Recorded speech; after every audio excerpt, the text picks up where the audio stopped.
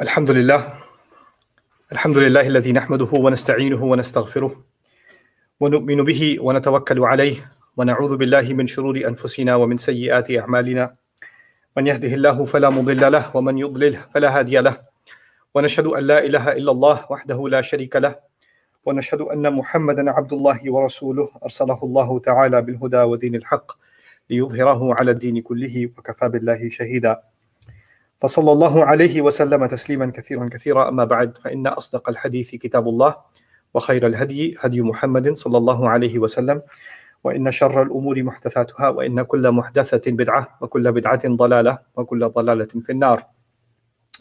قال الله عز وجل في كتابه الكريم بعد أن أقول أعوذ بالله من الشيطان الرجيم فأتيا فرعون فقولا إنا رسول رب العالمين أن أرسل معنا بني إسرائيل قال ألم نربك فينا وليدا ولبثت فينا من عمرك سنين وفعلت فعلتك التي فعلت وأنت من الكافرين. رب اشرح لي صدري ويسر لي أمري واحلل عقدة من لساني يفقهوا قولي واللهم ثبتنا عند الموت بلا إله إلا الله اللهم اجعلنا من الذين آمنوا وعملوا الصالحات وتواصوا بالحق وتواصوا بالصبر آمين يا رب العالمين.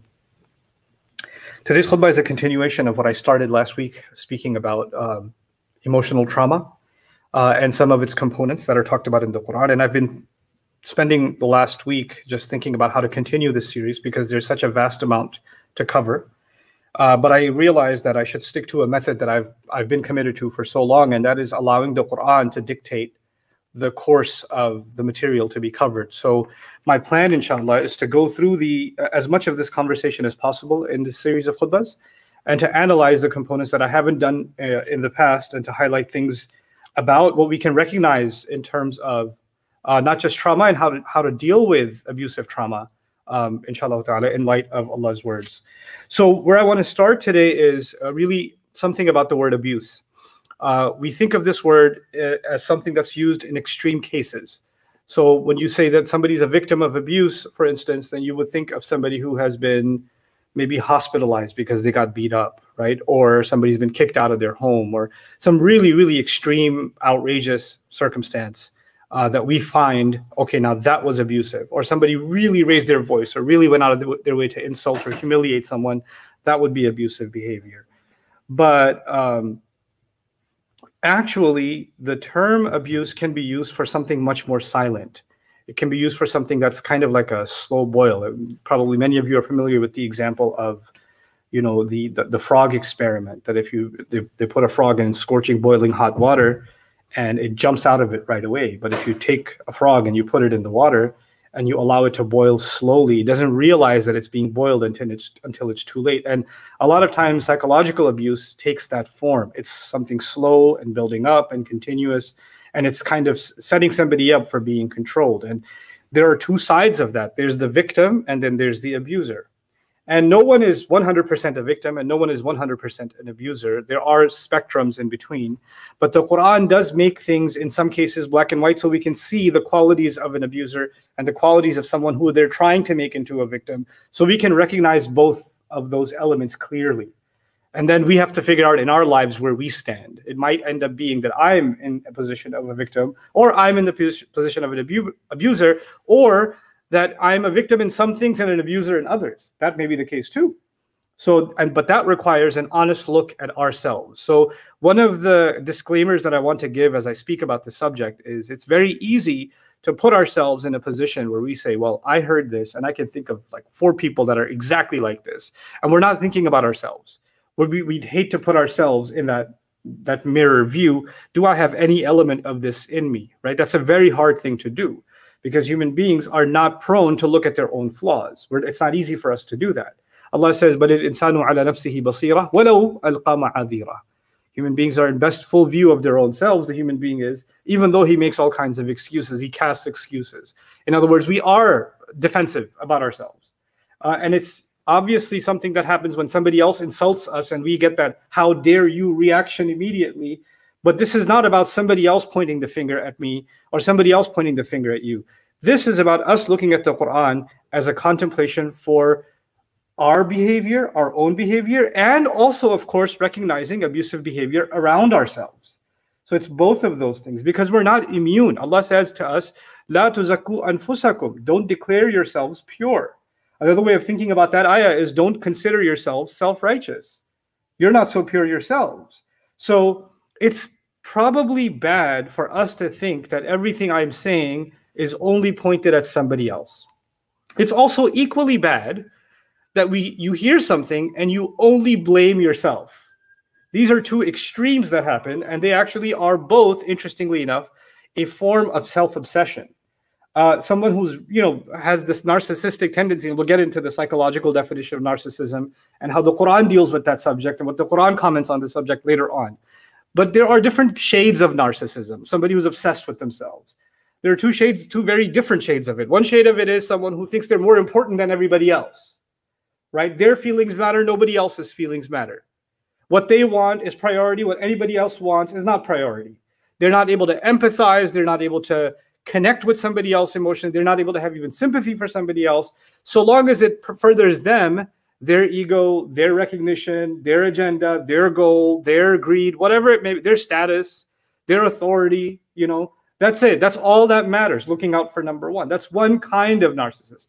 But the other kind is actually very subtle. It's someone who constantly thinks that everybody's out to get them and they're the victim. And they want special treatment because they are constantly being victimized by everybody else. Everybody else does wrong to me.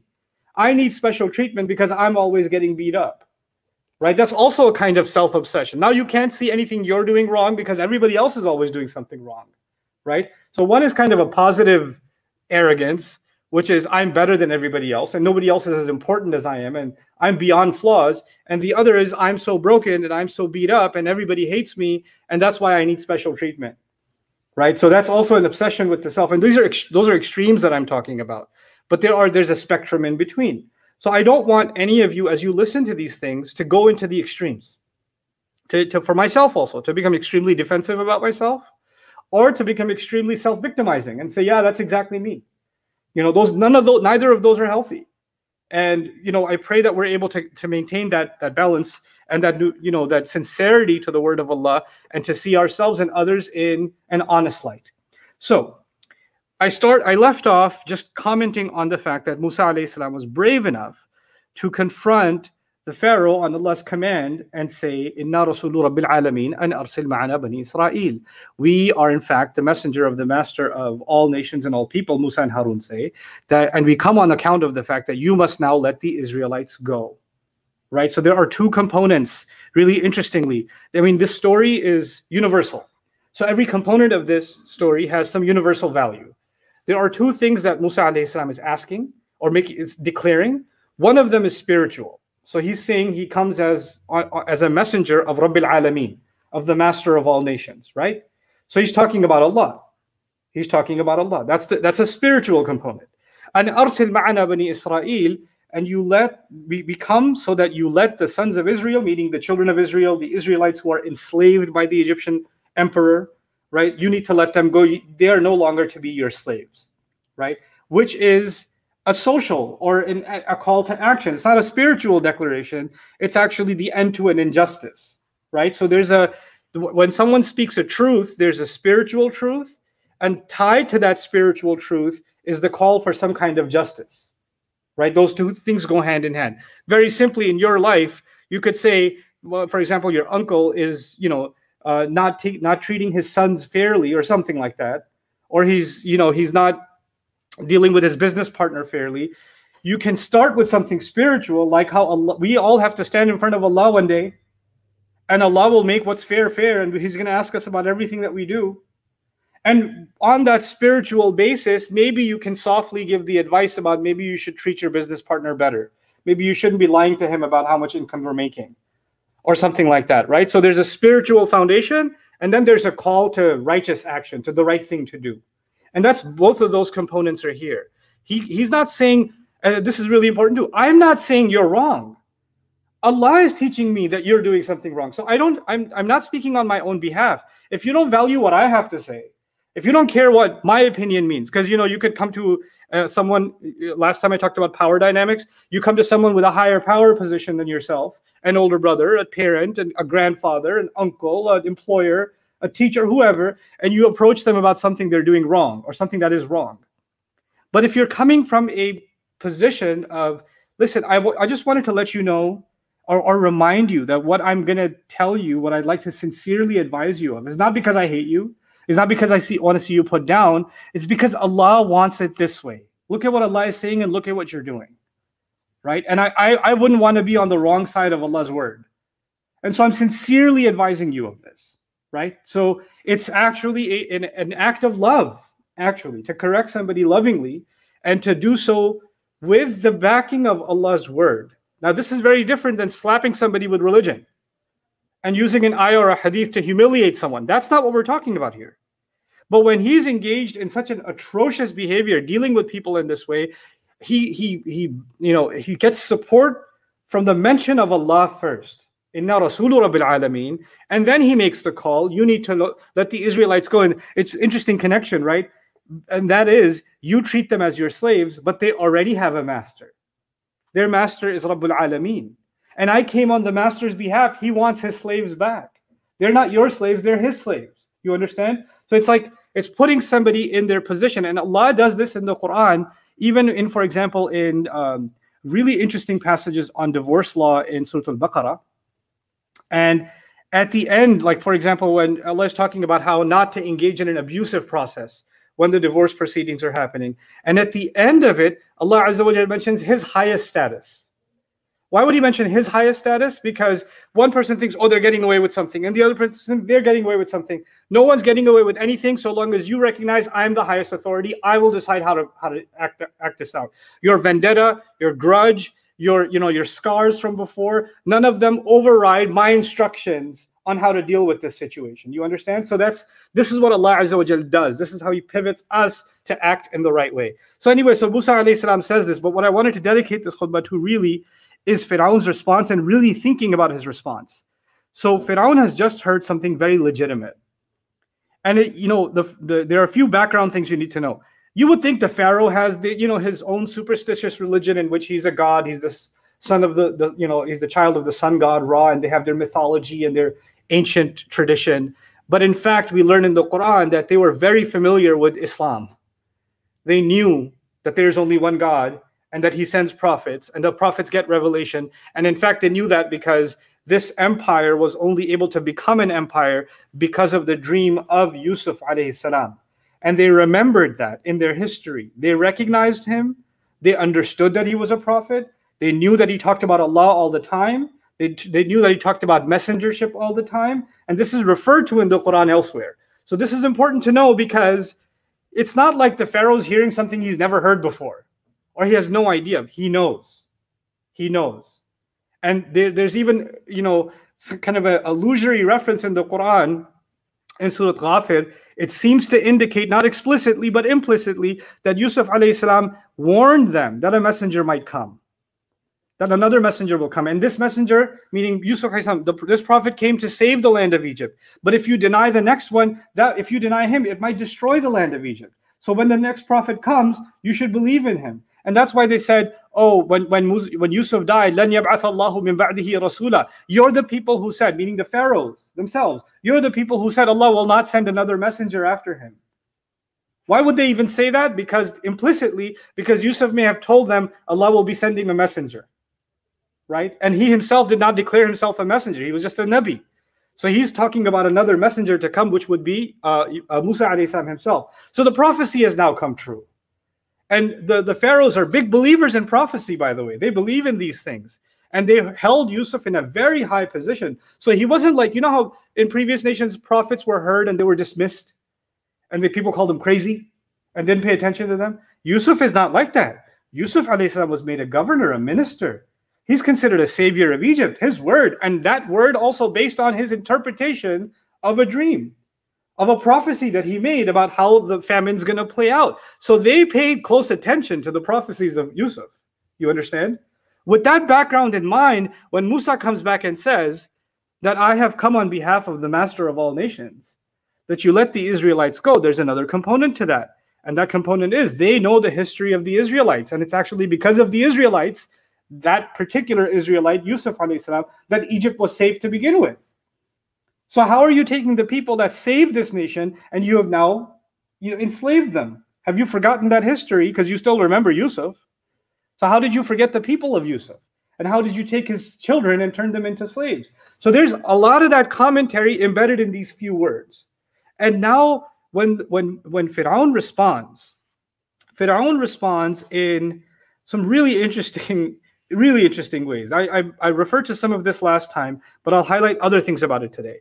Alam nurabbika fina walida. We'll look at these words carefully now. Last time I told you, didn't we raise you here since you were a baby? Did we not raise you here since you were a baby?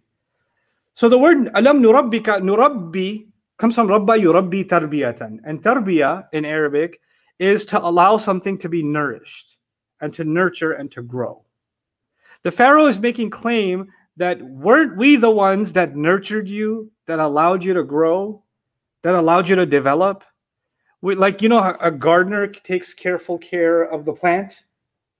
And then those of you that are familiar with Arabic, alam nurabbika walidan fina. Didn't we nurture you since being a newborn in our midst? Fina, the muta'alliq bil fi'l, goes at the end. But here you find alam nurabbika fina walida. It's muqaddam. What that means in simple English is, do you realize what a privilege it is that we're the ones that raised you? And that too in our own midst? It's not just that I financed you while you lived in the ghettos. I allowed you to stay within our midst. You, who have no class position to be here, were given this privilege. So the first element of the speech of the Pharaoh is to make Musa alayhi salam realize how inferior and how unworthy he even is of the good things that have been done to him by Fir'aun. Sound familiar? This is a very powerful tactic. That when the one in a position of control, when they hear something they don't want to hear, when they're asked to confront a truth that they need to confront, they will remind you that you are so unworthy of the good that has been done to you all along. While you, even before you made this offense of speaking up, even before this, you were unworthy of any of it. You didn't deserve any of it. We're the ones that were charitable. We're the ones that allowed you to stay in our midst, and we nurtured you. We nurtured you. What kind of nurturing was this? What kind of nurturing did Fir'aun give? Fir'aun can give material nurturing. It's true. He can allow him to live in a palace. He can provide him food, breakfast, lunch, and dinner. He can give him royal clothing, which he probably had. He could probably give him a beautiful horse or a ride, a chariot, status. These things Musa alayhi salam probably enjoyed. But now you see raising someone from the Fir'aun worldview and raising someone from the Iman worldview and the difference between them. There are people who will give you material things, and they will give you nothing spiritually, nothing morally, nothing ethically. How did you raise him a millionaire and you made it okay to have slaves? Because those two things are not mutually, because I did so much good to you in the material sense. I provided you a high-level political education. You learned how things work inside the palace and the court. I'm sure Musa alayhi salam was very much familiar with the economics of the country and the more complex things that were happening in Egyptian society. It was the most advanced society of its time. So he's got a high-level, PhD-level kind of education. In fact, some historians even argue that royalty from around the world used to send their young to the Egyptian empire to gain higher education.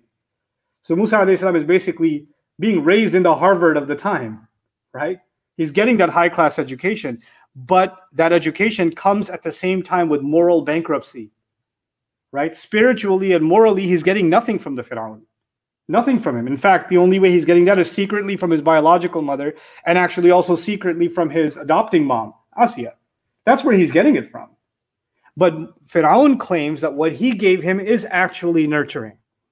So what you see now is two different worldviews. Someone who feels they've done a lot, even though they've done good in the material sense, which can't be denied, at the expense of a moral upbringing, at the expense of teaching right from wrong. Because in fact, what Musa alayhi salam is coming and saying is completely right. And there will be people who may have done some good for you. They've done some good for you, but they may have done material good for you while they've done spiritual and emotional harm against you at the same time. So both those things have happened at the same time. But they'll claim and they'll make you feel inferior, or you might make them feel inferior for the material gain you may have given them, the material support you may have given them, even though you were, destroying them emotionally and spiritually, even though that was the case. And that's where alam nurabbika fina walida comes from. And the fact that when you do something, if you do something for someone you love, is the other part of this. If you genuinely love somebody and you give them something, you gave your dad a car, right? Or you gave your brother, you paid off your brother's loan, something. You did something for somebody. You never bring it up again. Doesn't matter if they hurt your feelings.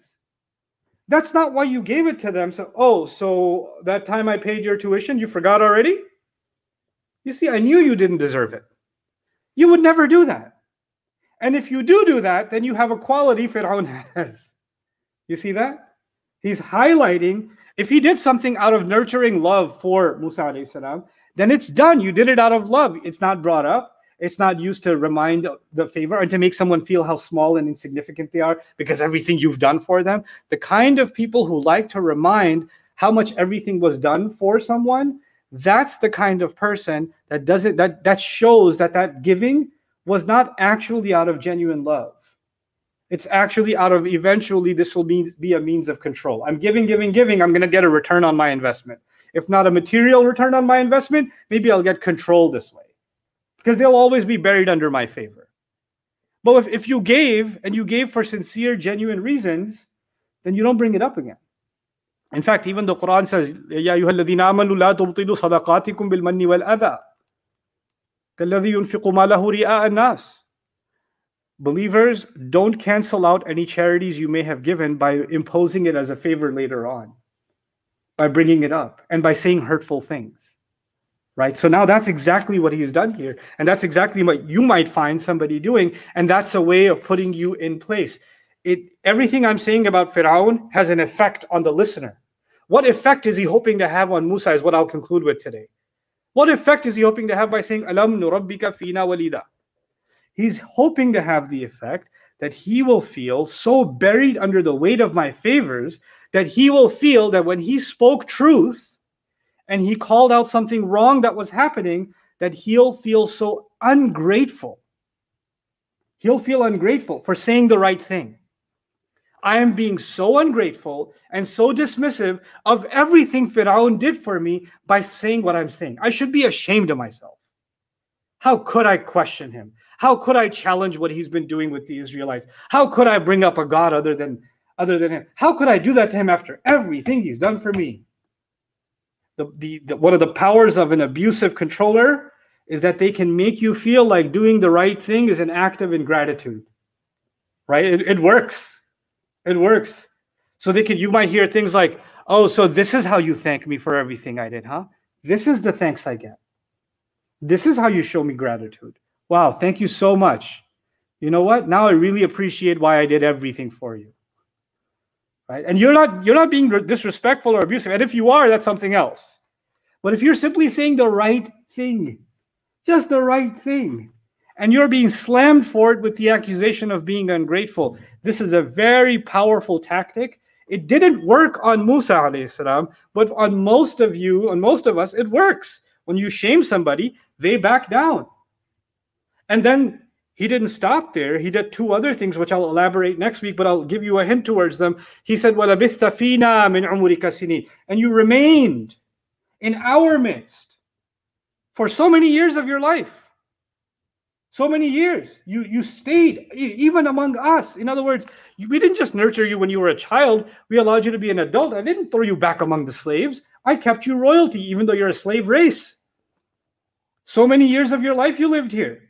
And it also implies not just gratitude, now a new dimension, and that is, you lived here. You don't know how to act in the palace? You don't know how to talk to the king? You don't know the kind of respect everybody gives me? You're going to talk to me like this?